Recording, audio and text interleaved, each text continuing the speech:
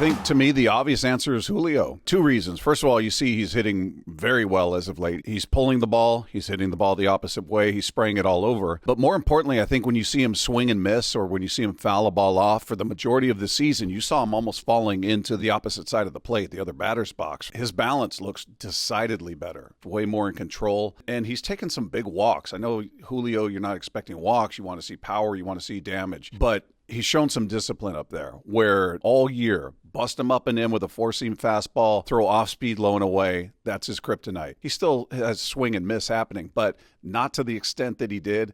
And again, more importantly, just looking at his balance when he swings and misses or fouls a pitch off is the biggest difference I've seen. It's concerning because he's your top of the rotation guy, even though I think we could all agree he hasn't been your best pitcher all year. He hasn't been the ace. The Mariners have had a luxury, 1 through 5. There's not another staff in baseball that has what they have 1 through 5. You've got 1s and 2s throughout your starting 5 rotation. So you kind of have that luxury of, okay, now you got 4. We'll see if they're going to call Emerson Hancock up or what's going to happen with it. It's not great. You certainly want that guy out there in the stretch run. You need him, but you do have depth that other rotations don't have. So I think they can manage it. They can work around it. It's certainly not a good thing, but it's not as damaging as it could be to somebody else's rotation. They're doing it again. They're making it interesting. Twins are in a bit of a free fall. They've lost 4 in a row. Problem is you're starting to bunch up with teams there. You're tied with Boston. You're tied with Detroit.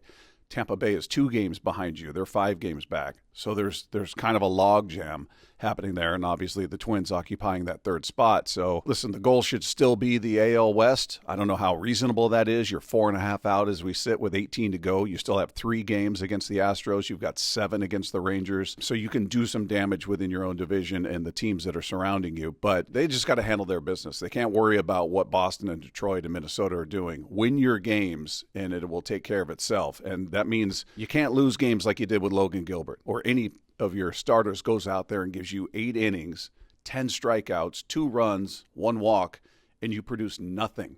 You give them nothing but 5 hits and 13 strikeouts.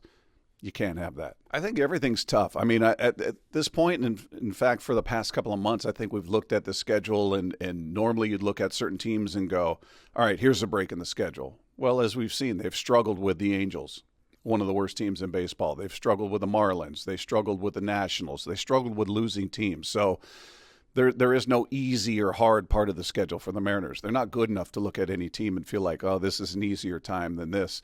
Everybody gives them a hard time. They've got just as much of a chance of beating a team or losing to a team that's called the Yankees, that's called the Marlins. It doesn't seem to matter with them, is my point. They're very inconsistent. So these are all crucial. You've got to handle your business against the Padres. You got 7 games remaining with the Rangers. You got to do your damage there. You got to hope to get 5 of those, 4 minimum. So, and then you got that 3-game series with the A's to end things. You got 3-game series with the Astros. You got 18 games left. I don't know if it's realistic.